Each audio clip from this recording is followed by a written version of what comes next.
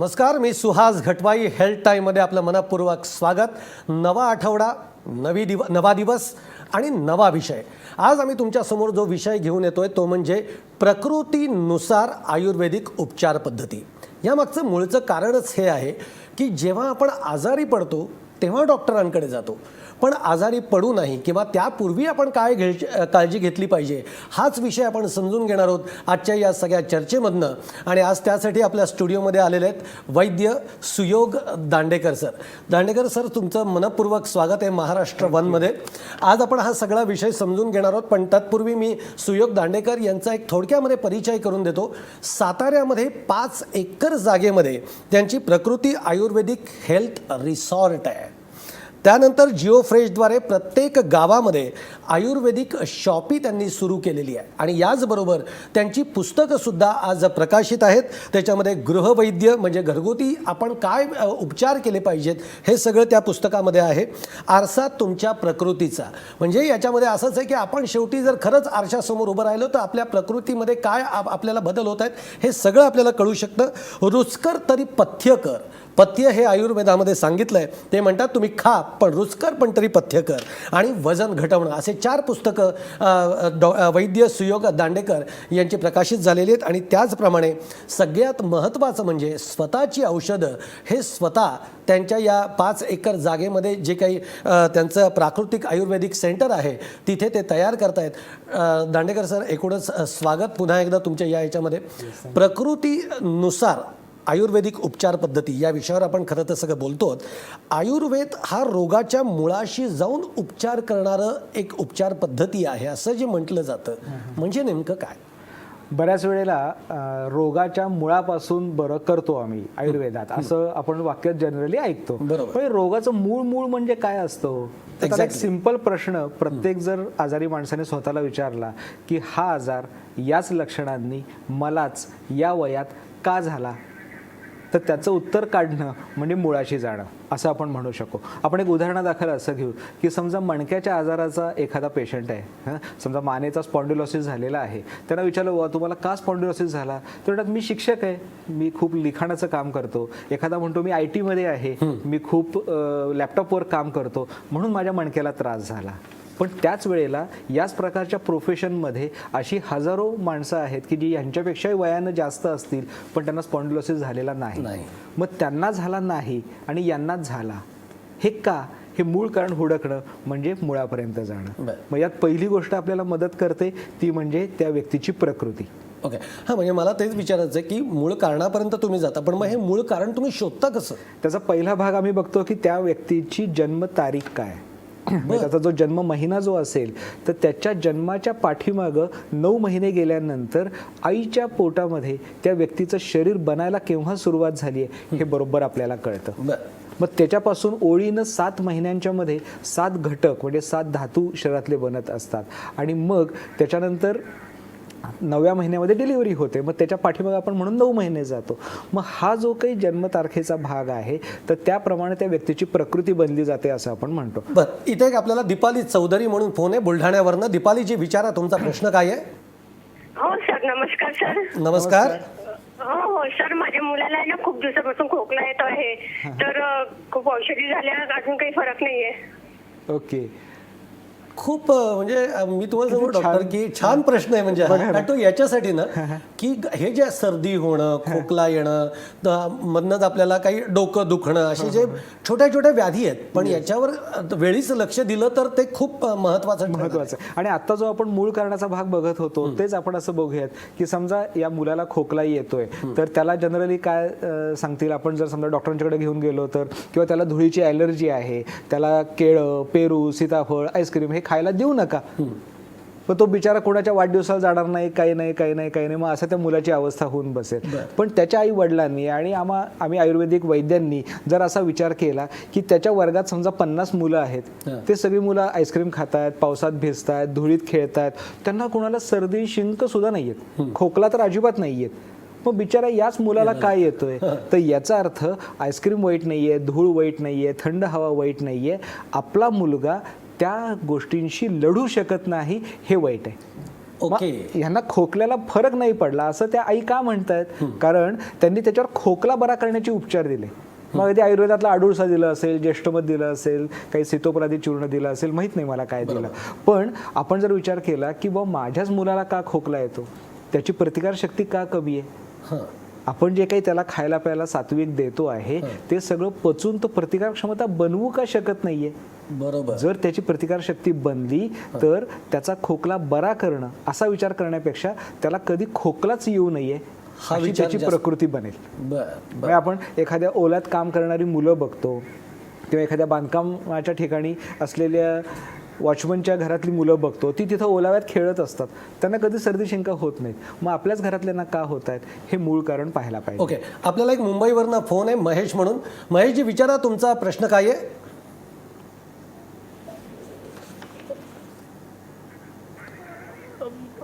बहुतेक फोन लागत नाहीये, पण आपण मुंबईमध्ये आपलं जे जिओ फ्रेश शॉपी आहे, नव्या मुंबईमध्ये पण आहे, आता ठाण्यात पण या 14 तारखेला सुरू होतीये. ओके. तर त्याच्यामुळे हे लोक तिथे जाऊन ते नाही, मी येणार आहे त्या सगळ्या तुमच्या तुम्ही ज्या काही सगळ्या गावागावांमध्ये जे जिओ फ्रेशच्या शॉपी सुरू केलेले आहेत त्या मुद्द्यावर मी येणार आहे. पण आपण मगाशी जे काही सगळी चर्चा करत होतो की तुम्ही आयुर्वेद मुळाशी जातं, रोगाच्या मुळापर्यंत जातं, पण हे मूळ तुम्हाला मिळतंय, सापडतंय, किंवा ते तुम्ही शोधता कसं ते मूळ? आता पहिलं आपण मगाशी जन्म प्रकृती बघितली. म्हणजे आपण एक उदाहरण घेऊयात की समजा माझा मे महिन्यातला जन्म आहे, जन्माच्या पाठीमागं 9 महिने गेलो तर गर्भधारणा पावसाळ्यात झालेली आहे. पावसाळ्यात गर्भधारणा झालेल्या माणसाला मे महिन्यात जन्म, पण 9 महिने मागं गेल्यानंतर गर्भधारणा पावसाळ्यात झालेली असल्यामुळं मला खोकला लवकर येऊ शकतो. इथे एक लुईस म्हणून आपल्याला फोन आहे मुंबईवरनं. लुईसजी, विचारा तुमचा प्रश्न काय आहे? हॅलो. हां, नमस्कार, बोला. हा, नमस्कार डॉक्टर. नमस्कार. अच्छा, मला 14-15 वर्षापासून डायबिटीज आहे. बर. आणि माझी केरेट बोलतात ना, ते हाय होती, म्हणजे क्रिएटिनिन 2 पर्यंत जाते. बर बर. तर त्याच्याबद्दल कसं काय काय? हो, नक्की सांगतो. पहिली गोष्ट महत्त्वाची की डायबिटीज झाल्यानंतर डायबिटीज हा कधीच बरा होत नाही. कधी बरा होत नाही. म्हणजे आत्ताच्या ज्या काही मेडिकल सायन्स जे काही आहे उपलब्ध, तर त्याप्रमाणे डायबिटीज बरा होत नाही. मग ह्याच्यामध्ये आपण 2 पद्धतीने विचार करायला पाहिजे. एक, ज्यांना डायबिटीज डिटेक्ट झालेला आहे ते लोक ड्रगलेस कसे राहतील, म्हणजे ना आयुर्वेद, ना ॲलोपॅथी, ना इतर कसली जडीबुटी, काहीही औषध न घेता त्याची शुगर कंट्रोल राहण्यासाठी त्यांना काय करायला पाहिजे. म्हणजे डायबिटीज हा जीवनशैलीचा आजार आहे. आपली जीवनशैली सुधारायला पाहिजे. आपण योग्य खाणं पिणं पाहिजे, योग्य व्यायाम पाहिजे, योग्य मनशांती पाहिजे, तर आपल्याला औषधच घ्यायला लागणार नाही. एक भाग. दुसरा त्याच्यातच एक उपभाग असा आहे की आपल्याला कॉम्प्लिकेशन्स होता नाहीत का? कारण डायबिटीज झाल्यानंतर डोक्यापासून पायापर्यंत प्रत्येक ठिकाणी रक्तपुरवठा होणार, त्या रक्तावर आपलं शरीर चालणार, त्या ठिकाणी ती साखर जाणार. मग मेंदू, डोळे, हार्ट, किडनी, सेक्स लाईफ, पायाच्या नसा, या सगळ्यावर त्या डायबिटीसचे दुष्परिणाम व्हायला लागतात. जसं ह्या लुईस दादांना झालेलं आहे की त्यांना क्रिएटिनिन वाढते, म्हणजे त्यांच्या किडनीवर त्या डायबिटीसचा कुठेतरी परिणाम झालेला आहे. मग किडनीमध्ये जो काही कमकुवत झालेला भाग असेल तो आता सोडून देऊ, पण जो चांगला भाग असेल तो अजून चांगल्या पद्धतीनं कसं काम करेल, अशी आयुर्वेदिक औषधं घेतली तर त्यांची क्रिएटिनिन लेव्हल कमी येऊ शकेल. ओके. पण ह्याचा दुसरा महत्त्वाचा भाग आहे की समजा आज मला साखर निर्माण झाली आणि तुम्ही डॉक्टर आहात, मी तो रिपोर्ट घेऊन तुमच्याकडे आलो, तर तुम्ही मला पहिला प्रश्न काय विचारणार? डॉक्टर, आई वडिलांना डायबिटीस आहे का? मग ह्यांच्या मुलांनी पहिली काळजी घ्यायला पाहिजे असं मला वाटतं, की ज्यांना डायबिटीस आत्ता डिटेक्ट झालेला नाही आहे, पण मला माहिती आहे की माझ्या आईला, माझ्या वडिलांना, आजोबाला, आजीला यांना डायबिटीस होता, तर त्यांनी मला डायबिटीस होऊच नाहीये ही दक्षता आत्तापासून सुरू केली पाहिजे. सुहास म्हणून कराडवरनं आपल्याला फोन आहे. सुहासजी, विचारा तुमचा प्रश्न काय आहे? साहेब, मला असं गांधी अंगावर अशा गांधी उठते, त्या पित्ताचा त्रास आहे मला, तर त्यासाठी काय करावं लागेल? म्हणजे आयुर्वेद मध्ये काय उपचार आहे का त्याच्यासाठी? आता पहिली गोष्ट, ज्या वेळेला अशा गांधी अंगावर उठतात त्यावेळेला लोक सांगतात की काहीतरी ॲलर्जी आहे तुम्हाला, की काहीतरी हवेत अंगावर येत असेल आणि मग ॲलर्जी असेल, किंवा एखाद्या माणसाला अंड खाल्लं किंवा काही मैद्याचं खाल्लं तर अशी ॲलर्जी येते. आपण जे आता मूळ कारणाप्रमाणे उपचार बघतोय, तर एक तर पहिल्यांदा यांची जन्मतारीख आपल्याला बघायला पाहिजे, किंवा त्यांची जन्मतारीख काय आहे. आणि दुसरा भाग त्याच्यामध्ये बघायला पाहिजे की जे पित्त आहे ते पित्त माणसाच्या पोटात असतं. बरोबर. आपण एक उदाहरण घेऊ. समजा एक महिनाभर पांढऱ्या शुभ्र दुधावर ठेवलं, तर 1 महिन्यानंतर पोट साफ होताना ते पांढऱ्या रंगाचं होईल का? नाही. नाही, ते पिवळंच होईल. बरोबर. कारण ते पचवायला पिवळं पित्त पोटात येणारे आणि संडास वाटे पडून जाणारे. बर पण ज्या लोकांचं हे पित्त संडास वाटे, युरिन वाटे किंवा स्त्रियांचं पाळीच्या मार्फत बाहेर पडत नाहीये, त्यांचंच पोटात शिल्लक राहणार आहे आणि ते रक्तात शोषलं जाणार आहे. अच्छा. आणि मग ते त्वचेच्या ठिकाणी येऊन गांधी निर्माण करणार आहे. मग तात्पुरत्या गांधी कमी करण्याचे उपचार करण्यापेक्षा हे जर मूळच पित्ताचं दुरुस्त केलं तर किती छान होईल बघा. आपल्याला एक नूतन म्हणून फोन आहे पनवेलवरनं. नूतनजी विचारा तुमचा प्रश्न काय आहे? तर माझा मुलगा प्रबोध, त्याचा जन्म नोव्हेंबर महिन्यात झालेला आहे आणि त्याची जन्मवेळ आहे सकाळी पहाटे 3:45 वाजता. तर त्याला मी कसं ट्रीटमेंट द्यावी, म्हणजे सर्दी खोकला नेहमी असतो त्याला. ओके, पहिली गोष्ट म्हणजे नोव्हेंबर महिन्यातला जन्म आहे. इथं आपल्याला वेळेची अपेक्षा नाहीये, कारण आपण कुठलं पत्रिका किंवा ज्योतिष असं काही बघत नाही. तर वैद्यकीय शास्त्रावर आधारित आपण विचार करतोय. तर नोव्हेंबरच्या पाठीमागे 9 महिने गेल्यानंतर लक्षात येतं की आईच्या पोटात गर्भधारणा ही उन्हाळ्यात झालेली. बऱ्याच वेळेला नोव्हेंबर डिसेंबर महिन्यात जन्म झालेल्या मुलांच्या बद्दल मी असं सांगतो की त्यांच्या आया म्हणतात की पदरात अगदी निखारा बांधून घेतलाय नाही. पण एवढी उष्ण प्रकृतीची ही मुलं असतात, अस्थिर असतात, रागीट असतात, पटकन चिडू शकतात. पण भविष्यात जाऊन एक अतिशय बुद्धिमान, स्वयंभू काही मतं असणारा असा एक छान मुलगा आपल्या पोटी जन्माला आलाय, हे लक्षात ठेवायला पाहिजे. अंगात कोरडेपणा असल्यामुळं हे ॲलर्जीचे त्रास या मुलांना जास्त होतात. मग याच्याकरता त्यांना घरगुती आहाराचा जर आपण विचार केला तर दलियाचा उपमा किंवा दलियाची खीर या मुलांच्या आहारामध्ये जास्त असावी. मुगाच्या डाळीची खीर किंवा मुगाचं वरण रोज करणं, हे जर केलं तर ह्यांना वारंवार सर्दी खोकल्याचे आजार होणं कमी होतं. बर, आपल्याला एक नीरज म्हणून फोन आहे जालन्यावरनं. नीरजजी विचारा तुमचा प्रश्न काय आहे? हॅलो सर, मला मानेचा त्रास आहे आणि बॅक साईड म्हणजे लेफ्ट साईडनं दुखतं पाठीला. ओके, तुम्ही व्यवसाय काय करता? तुम्ही व्यवसाय काय करता? स्टुडंट आहे सर मी. स्टुडंट आहे. Okay, very good. आता मानेच्या मणक्याचा त्रास आहे असं म्हटल्यानंतर पूर्वीच्या काळी तो 40 नंतर वगैरे स्पॉन्डिलोसिस होत असेल असं म्हणत असतात, पण आजकाल या स्टुडंट्सनाच झालेला बघायला मिळतं. मग इतक्या लवकर ही हाडं कमकुवत होण्याचं कारण काय? आपण समजा एक्सरे काढला त्यांचा आणि त्यात आलं किंवा स्पॉन्डिलोसिस आहे, MRI काढला, त्यात काय डिस्क बल्ज आहे, काहीतरी रिपोर्ट आला, तर आपण काय म्हणू की याच्या हाडांना कॅल्शियम मिळालं पाहिजे. बरोबर. पण समजा तो चांगल्या पद्धतीनं खात्यापित्या घरातला असेल तर त्याला इकडून तर कॅल्शियम चांगलं मिळतच आहे. मग त्यानं खाल्लेलं कॅल्शियम त्याच्या पोटामध्ये पचून त्याच्या मणक्यात का जात नाहीये? ओके, आपण असं क्षणभर गृहीत धरू की हा इंजिनिअरिंगचा स्टुडंट आहे, तर आपण त्याला असं म्हणू की बाबा रे, हा कारखाना आहे, इकडून कच्चा माल येतोय, इथं सगळं प्रोडक्शन करणारी तुझी मशिनरी बसवलेली आहे. मग तुला डोळ्यातलं पाणी हवं असो, नाही तर पायाचं नख वाढायला हवं असो, तर सगळ्याचं प्रोडक्शन इथं होऊनच सप्लाय होणार आहे. त्याचं मूळ इकडे, त्याचं मूळ इकडे. मग इथे प्रोडक्शन होऊन मानेच्या मणक्याला जर चांगला सप्लाय झाला तर आपोआपच मान दुखी होणार नाही. कारण इंग्रजीमध्ये एक म्हण आहे की every pain is a demand. बरोबर. आणि कुठलाही कारखाना हा डिमांड आणि सप्लायवर चालतो असं म्हटलं जातं. मग ही डिमांड कशाची आहे? तर त्याला कॅल्शियमची डिमांड आहे. ती इकडून सप्लाय झाली तरच त्याचं दुखणं थांबणार आहे. एक अभिजित म्हणून आपल्याला फोन आहे जालन्यावरनं. अभिजितजी विचारा तुमचा प्रश्न काय आहे? अभिजितजी विचारा तुमचा प्रश्न काय आहे? हा, नमस्ते साहेब. माझं वय आता 34 आहे सध्या. बर. आणि मला 30 वर्षापासून बीपीचा त्रास आहे. बर. तसं अनुवंशिक जेनेटिकली माझ्या आईला बीपीचा त्रास होता शेवटच्या टप्प्यात. आणि आता सध्या माझं वय 34 असल्या कारणाने बीपीचा माझा त्रास कमी होतो. टॅबलेटची MG देखील कमी करतात, पण पूर्णतः बरा होत नाही. मग त्यात काही आयुर्वेदिक मध्ये काही सल्ले मिळतील आपल्याला? नक्की नक्की. यातली पहिली गोष्ट अशी की आपण जे मगाशी म्हणत होतो की आई वडिलांना त्रास असतील तर या प्रकृती रिसॉर्टला एक वर्षातनं 2 दिवस येऊन शरीर शुद्धी करून घ्यायला पाहिजे, जेणेकरून आपल्या घराण्यात असलेले त्रास आपल्याला होणारच नाही.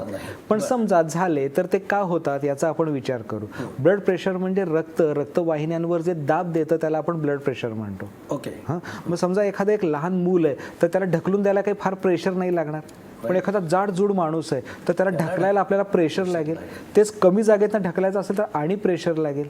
मग आपण असा विचार करायला पाहिजे की या माणसाचं रक्त जड का बनतंय, म्हणजे जाड का बनतंय, की जे त्याला ढकलायला प्रेशर त्याच्या हृदयाला द्यायला लागतंय, फोर्स द्यायला लागतोय. शिवाय एखादा एक हलका तुडतुडीत माणूस आहे, त्याला 100 कामं सांगितली तो पटापटापटा करून येईल, पण या जाड माणसाला 100 कामं सांगितली तर तो वेळ लागेल त्याला. बरोबर आहे. तर तसं समजा हा माणूस खूप विचार करणारा, शिस्तप्रिय असंच व्हायला पाहिजे अशा समजा स्वभावाचा असेल किंवा काही मेंटल टेन्शन असतील तर इकडं मागणी वाढेल, तितक्या घाईनं ते रक्त जायला पाहिजे.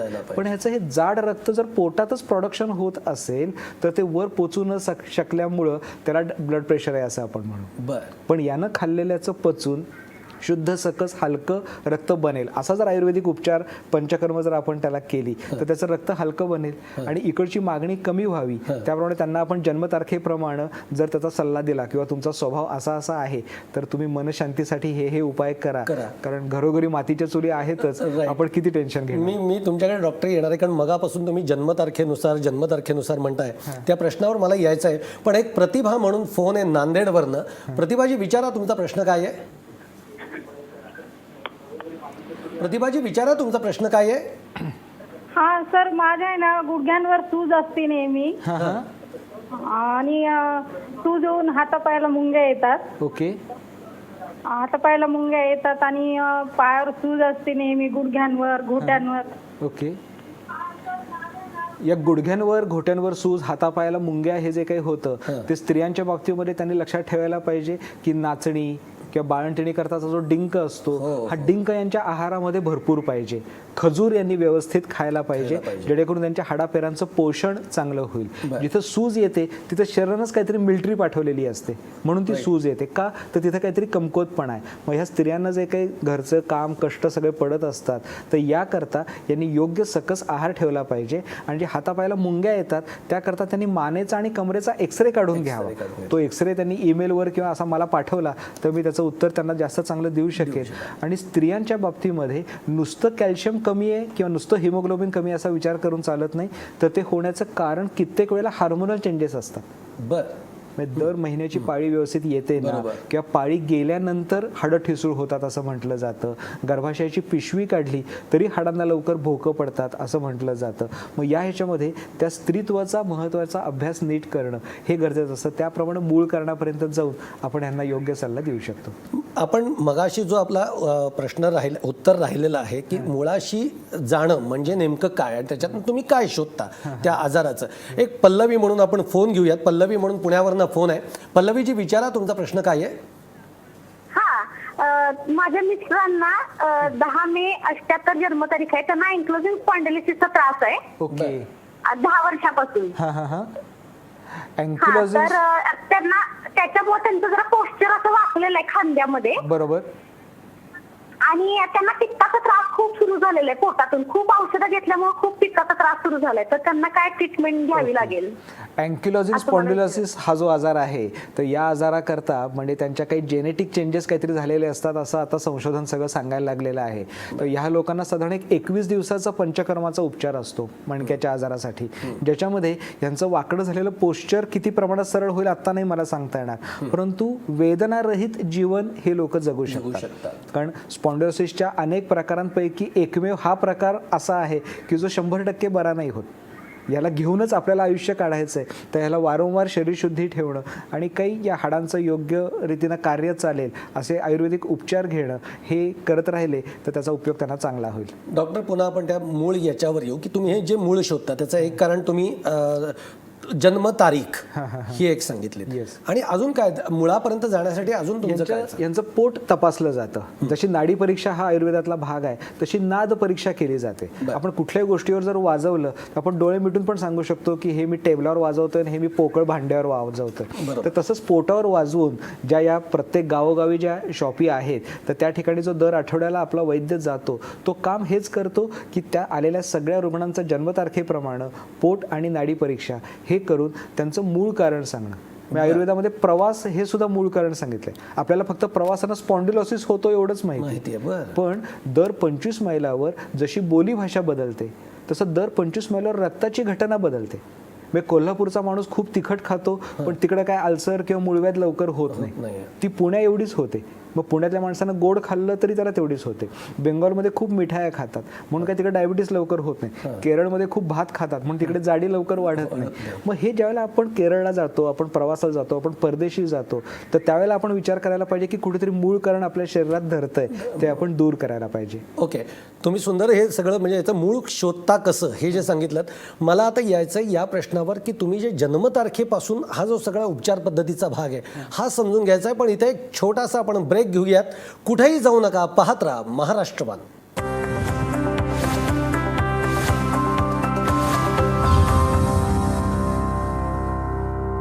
ब्रेक नंतर पुन्हा एकदा आपलं स्वागत. विवेक दाभोळकर म्हणून मुंबईवरनं फोन आहे. विवेकजी विचारा तुमचा प्रश्न काय आहे.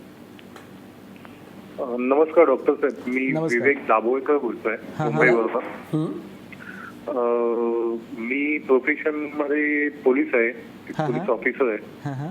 त्यामुळे मला कॉम्प्युटरवरती काम करायला लागतं, रोडवरती उभं राहायचं वगैरे अशा प्रकारचे काम. त्यापासून मला सध्या मी 2 प्रकारच्या प्रॉब्लेम चालू आहे. एक मला एक जवळजवळ 1.5 वर्षासाठी मला 1.5 ते 2 वर्ष झालेले आहेत. मला सर्व्हायकलचा त्रास चालू आहे. आणि जवळजवळ साधारणतः 8 वर्षापासून माझ्या नी मध्ये बॅक साईडला राईट साईडच्या नी मध्ये गुडघ्याला थोडस पेन होत आहे. ओके, तर ह्याच्यासाठी मी काय उपचार केले पाहिजेत आणि मी स्वतःसाठी रुटीन मध्ये काय केलं पाहिजे. प्लस तुम्ही जे सांगितलं आता की शरीर शुद्धीकरण म्हणजे नक्की त्याच्यासाठी काय करायला लागेल ओके, त्याची माहिती भेटली तर बरं पडेल. आणि मी 24 ऑगस्ट मध्ये जन्म आहे. अरे वा, महिन्यामध्ये. Very good.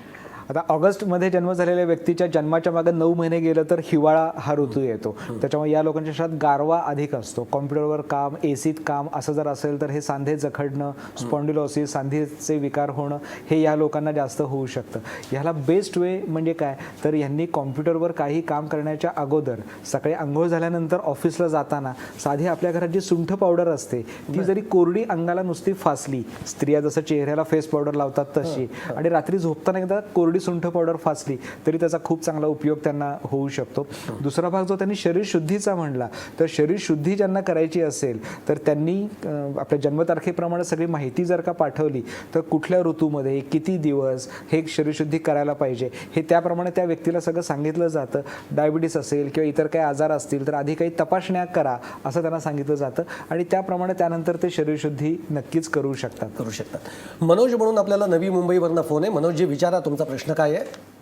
हॅलो सर, नमस्कार. नमस्कार सर, माझ्या आईचं वय 62 वर्ष आहे आणि तिच्या ओटी पोटामध्ये आणि पाठीमध्ये उजव्या साईडला सारखं दुखत असतो. बर. आणि ती उभी राहिली ना का तिचा पाय सुचतो. जास्त चाल केली का तिचा उजवा पाय सुचतो तिचा. आता या ह्याच्यावर जे आपण मूळ कारणापासून बघतोय ते बऱ्याच वेळेला जसं आता यांनी आपल्या आईच्या प्रेमापोटी तो प्रश्न विचारला तर बऱ्याच वेळेला ओटीपोटात दुखतं तर हे औषध घ्या, पाठ दुखते तर हे औषध घ्या, अमुक त्रास होतो तर अमुक उपाय असा विचार करण्यापेक्षा यांची सोनोग्राफी किंवा काही एक्सरे ही तपासणी करून यांचा सगळा इतिहास नीट विचारात घेऊन जर यांचं रोगाचं निदान आपण पक्कं केलं किंवा यांच्याच पोटात का दुखतं, यांच्याच पाठीत का दुखतं तर आपण त्यांना मुळापासून जास्त चांगला सल्ला देऊ शकतो आणि जास्त निरोगी हे लोक राहू शकतात. आता बऱ्याच वेळेला असा प्रश्न येतो की आयुर्वेदिक डॉक्टरांनी सोनोग्राफी करायची का, बघायची का. हां, तर सोनोग्राफी असेल, एक्सरे असेल, MRI असेल, ही सगळी कॉम्प्युटरची डेव्हलपमेंट आहे. त्याला कुठली पॅथी नाही. बरोबर. किंवा आपण एखादं रक्त तपासतो ती केमिस्ट्रीची डेव्हलपमेंट आहे, ती कुठल्या पॅथीची तपासणी नसते. त्याचा अर्थ आपण कसा लावून घेतो. जर आपण त्याचा आयुर्वेदिक अर्थ लावून घेतला तर आपण आयुर्वेदिक उपचार त्या पद्धतीने चांगले त्याच्यावर करू शकतो. डॉक्टर, आपल्याला इतके फोन येत आहेत, तुम्ही त्याची सगळ्याची इतकी सुंदर उत्तरं देत आहात. आयुर्वेदामध्ये मुळापर्यंत जाऊन याचं कसं आपण शोध घेऊ शकतो त्या आजाराचा याच्याबद्दल सगळं सांगताय. पण या आयुर्वेदाचा आपण कारण आज बघितलं तर आयुर्वेदाच्या उपचार पद्धतींबाबत समज काही असे आहेत, समज आहेत, गैरसमज आहेत. हे म्हणजे आयुर्वेदिक उपचार पद्धती म्हणजे डिले होणारी आहे असंच आहे. तुम्ही गावागावामध्ये जाऊन किंवा लोकांमध्ये हा सगळा प्रसार याचा कसा करता आहात. आता बेसिकली याच्यामध्ये पहिली गोष्ट आहे की आपल्याकडे अगदी हळदीच्या पेटंटापासून परदेशी लोकांनी आयुर्वेदावर आक्रमण करण्याचा प्रयत्न केलेला आपण ऐकतो. आपल्याला जनरली जो आयुर्वेद माहिती आहे तो जाहिरातींमधनं. बरोबर. की हे हर्बल वापरा, ते आयुर्वेदयुक्त वापरा वगैरे वगैरे. पण माझ्याकरता काय गरजेचं आहे, ह्याकरता एकतर गावोगावी आपण ह्या अशा जिओफ्रेशच्या शॉपी सुरू करतोय. त्या शॉपी सुरू करण्यासाठी काही कोणी डॉक्टर असायची गरज नाही. विशेषतः गृहिणींना हे एक उत्पन्नाचं साधन म्हणून या गावोगावी शॉपी आपण देतो आहोत. या शॉपीमध्ये दर आठवड्याला प्रकृतीचा एक डॉक्टर येणार आणि त्या ठिकाणी शक्यतो महिलांची सगळ्यांची मोफत तपासणी केली जाते, लहान मुलांची मोफत तपासणी केली जाते. तर ह्यांना योग्य मार्गदर्शन करून जास्तीत जास्त निरोगी राहण्याकरता आपण प्रत्येक गावोगावी प्रयत्न करतो. एक यवतमाळमधनं आपल्याला मोनिका म्हणून फोन आहे. मोनिकाजी, विचारा तुमचा प्रश्न काय आहे. हॅलो. हां, विचारा प्रश्न. हॅलो सर, मी मोनिका बोलतेय. माझं वय 25 इयर्स आहे आणि मला जरा कफचा त्रास आहे. म्हणजे कुठलंही तेलकट पदार्थ जर मी खाल्लं मला लगेच गळ्याचा प्रॉब्लेम होतो आणि लगेच मग खोकला, तापाचा प्रॉब्लेम मला जास्त होतो. ते जेवण झालं की लगेच मला टोप किंवा ओवायचा प्रकार खावा लागतो. त्याच्यासाठी मला आयुर्वेदामध्ये काही असे आहेत का? येस मोनिकाजी, एक तर यवतमाळमध्ये सुद्धा आपली शॉपी आहे, तर तिथे जाऊन हे मलाच का 25व्या वर्षी मलाच हा कफाचा त्रास का, हे जे मुळापासून जे नाद परीक्षा करून आपण जाणून घ्यायचं म्हणतोय तर ते त्या करून घेऊ शकतात. पण याला एक साधा सोपा भाग जो आहे की पहिला भाग जो स्टमक सांगितला पोटामध्ये, तर ते कफाचं मूळ स्थान म्हणून सांगितलं आणि ते पचवण्याकरता लिव्हर तुमचं उत्तम असायला पाहिजे, तर कफाचे त्रास होत नाहीत आणि कफाच्या विरुद्धची प्रतिकारशक्ती तुमची चांगली राहते. मग पूर्वी कावीळ झाली ती का, टायफॉईड झाला होता का, या मूळ इतिहासाचा विचार करून जर त्याच्यावर उपचार केला तर कफ होच नाहीये इतकी छान प्रतिकार क्षमता यांची वाढू शकते. अंजली म्हणून आपल्याला परभणीवरनं फोन आहे. अंजलीजी, विचारा तुमचा प्रश्न काय आहे. हा सर, माझा प्रश्न असा आहे की माझं वय 37 वर्ष आहे. ओके. आणि 37 वर्ष आहे. तर मला किडनीचा त्रास आहे. माझा जन्म 28 मार्च महिन्यात झालेला आहे. पण मला किडनीचा त्रास आहे. दोन्ही किडन्या माझ्या सहसा असं डॉक्टरांचं म्हणणं आहे की फेल झालेलं आहे. ओके. तर आता होम डायलिसिस होतं. आता CEPD चालू केलं मी. तर आता माझा 25-30 तारखेपर्यंत ऑपरेशनची डेट आहे माझी. तर मला हा त्रास कशामुळे, माझ्या घरी कोणालाही नाही. आता ह्या किडनीच्या ह्याच्यामध्ये आता इतक्या स्टेजला गेल्यानंतर कदाचित आयुर्वेदिक गोष्टींचा उपयोग होईल का नाही आत्ता असं फोनवरनं सांगणं खूप अवघड आहे. परंतु मी या ताईंना आठवणीनं असं सांगेन की बऱ्याच स्त्रियांना लघवीचा वेग अडवून धरणं किंवा पाळीला कमी अंगावर जात आहे, जास्त अंगावर जात आहे, काही गाठीयुक्त जात आहे, या सगळ्याचा रक्तदृष्टीचा परिणाम कुठेतरी आपल्या किडनीवर होऊ शकतो. हा विचारच स्त्रियांच्यापर्यंत बऱ्याच वेळेला पोहोचवला जात नाही की जो महाराष्ट्रवन सारखे जे चांगले कार्यक्रम करतो आपण, तर यातनं हा विषय त्यांच्यापर्यंत आपण पोहोचवू शकता. हे खूप छान आहे की बाबा तुम्ही निरोगी राहण्यासाठी एकदम किडनी फेल्युअर झालं असं होईल का, अचानक हार्ट अटॅक आला असं आपण म्हणतो, तो कधी अचानक येतो का? नाही, तो गेले काही वर्ष महिने आतमध्ये त्याचं जागा निर्माण करत असतो. शरीर आपल्याला घंटा वाजून सांगत असतं की आपल्याला युरिनला पिवळी होतीये, जळजळ होतीये, तिथं काही इन्फेक्शन होतंय. मग त्याच काळामध्ये या स्त्रियांनी जर दक्षता घेतली तर असा दुर्धर आजार होणार नाही. डॉक्टर, तुम्ही इतकी सुंदर या सगळ्या आयुर्वेदिक उपचार पद्धतीची माहिती आम्हाला सांगितली त्याबद्दल धन्यवाद. हेल्थ टाईममध्ये आज आपण इथंच थांबूयात. उद्या पुन्हा भेटू याच वेळी याच ठिकाणी, अर्थातच महाराष्ट्र वनमध्ये.